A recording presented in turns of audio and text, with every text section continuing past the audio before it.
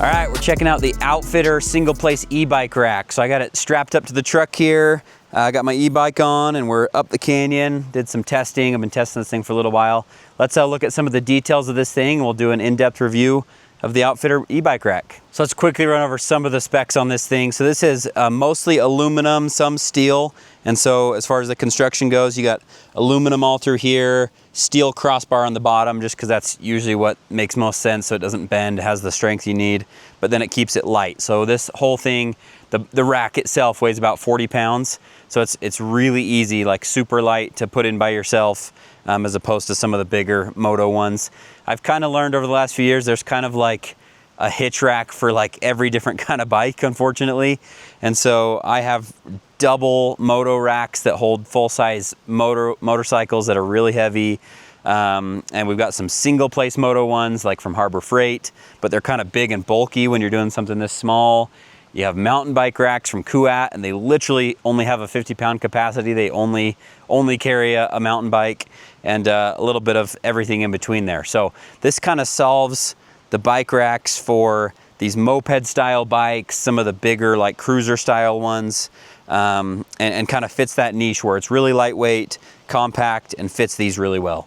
This rack has a 100-pound carrying capacity, so this bike I think is like 80 pounds. And then just for reference, they sell this in a double too that gives you the exact same specs, so you end up with a 100-pound carrying capacity per tray, but you can do a single or a double. I've got enough doubles back at our shop for other things that I kind of wanted a single for something that's just streamlined, small, out of the way, and could just carry a small moped bike like this. So it's pretty straightforward. There's not like a ton to do or discuss about it, but mostly I want you to see it. I'll show you how it works and functions, how to load a bike, and then what the rack looks like on its own. So let's get into some of these details. I'll show you around the rack a little bit. So hopefully this gives you a decent view of how this thing looks. Again, these are pretty small, pretty compact for some of these smaller e-bikes.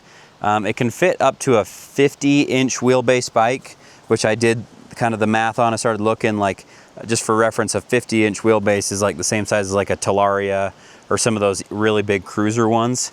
And so you have actually a lot more room for this back tire to kind of come clear out into this area here. Whereas this bike is tiny. Like, it doesn't even sit quite level because the front tire is small enough that it kind of drops in there pretty far. It still fits just fine, but just so you know, it can kind of fit a variety of different sizes here. So attaching bikes onto this is kind of similar to some of the mountain bike ones where you're connecting to the tires and then it has a bar in the back, as opposed to like the moto racks most of the time. Like the Harbor Freight one I use is you're using literal cam straps and tying it down like you would in a trailer. So this one is just a front strap here, rear strap there on the tire, and then this nifty little thing. I've actually never really seen this system before, but this bar just pivots. We'll show you more in a second when the bike's off, and then just connects to any point of the bike where you can grab onto. So it's pretty straightforward, but I'll show you how to unload it. So undo your tire straps, and then you just undo this clip here in the back. And then with a small e-bike like this, I just lift them off because they're light enough, and then that's it. Forgot to throw it in, but I'm not going to use it. They have a nifty little like loading ramp that you just put right in this section here, and then it pins in super easy. So it's easy to use. I just, like, even on our bigger Moto and Talaria racks, if I don't need to use it or get it out and put it away, I don't. The less weight I can have on this thing, the better. So for me, on a small little bike, it's easier just to throw the bike up there myself. But if you're on a way bigger vehicle or a heavier bike, or you just want the ease of rolling it up, the ramp comes and connects here in the back, and then you just roll the bike on. So different ways to do it. So now here's a close look at it without a bike on it. So you got a big tire tray. It fits up to a 5-inch wide tire right there, so really big. I mean, these are already a big fat tire, but it can even do the more aggressive ones that are like the hunting bikes with the really fat tires. So again, here's just your straps here. This moves around, and so this section right here, you just move to kind of pinch in your rear tire there, and it has a lever that moves it around. Same strap here.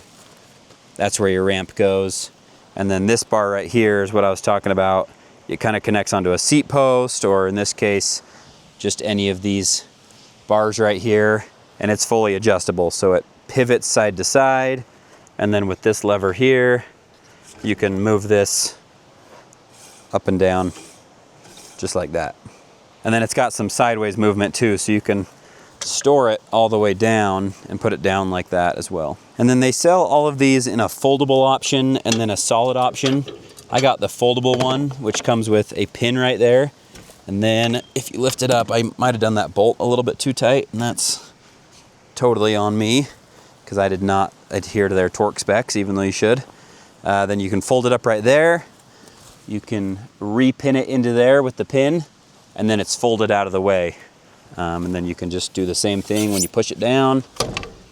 Should be easier if you actually read the instructions and not do that one too tight. And then you just repin it right there.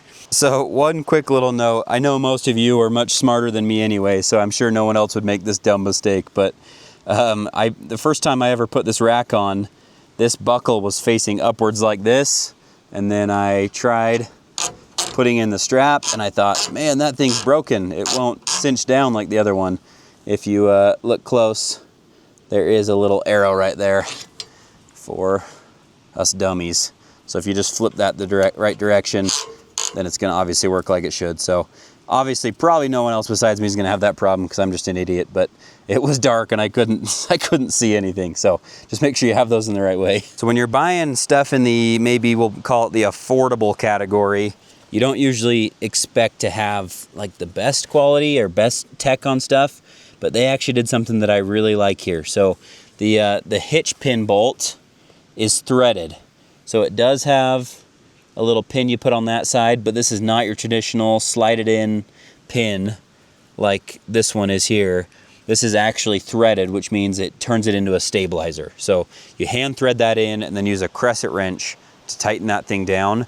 And then it makes this thing really stable. A lot of racks that I've used either just don't come with any stabilizer at all, or it's just a regular hitch pin, and you have to buy like an Amazon stabilizer that kind of slides in right here. So I love the racks that actually have a stabilizing system into the pin itself, because I'm serious, this thing is like really in there. It's really solid. I can't stand when these things just wobble all over the place. So they did a great job on that part. I know you watched it come off, but I'm going to show you how easy it is to put these on. I did learn that there is kind of an order of this. So if you put that up first, that helps get it out of your way. And then, like I said, these little bikes are super light. And so if I can skip a step, then I like to. So pop that up like that. Strap out of the way there. And then I usually hold it in with this one first, because then it holds it up there for you and you don't have to balance the bike anymore. You can just run these tire ones through.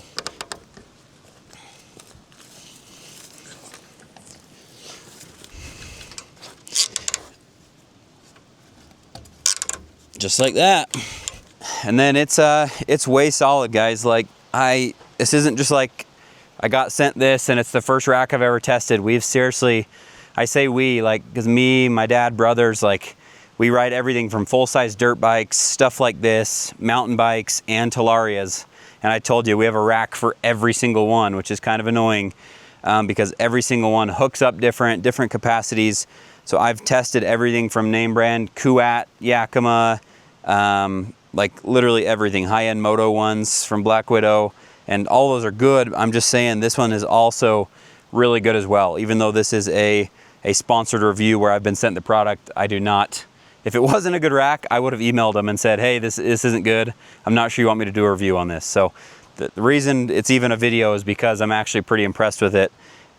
We're just kind of live in this day and age where some of this kind of knockoff Chinese stuff is actually pretty good. And this is an example of that. So OutfitR actually did a good job with this. It's lightweight, really sturdy, hitch pin goes in. You don't have to order anything else like some of the other racks I've had to order extra parts in order to get them stabilized. This just comes, it's ready to go. I like it a lot. I've been testing this not just on the road, but off-road too. So there's some footage from today, obviously, but I have been testing it other times as well.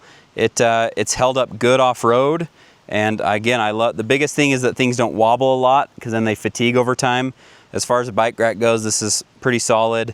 and it's done great on washboard roads, and it's held up fine. I feel like it has a pretty good departure angle on the truck still. Some of these racks come out exactly where the hitch receiver is. This one actually is a little bit elevated and is out of the way.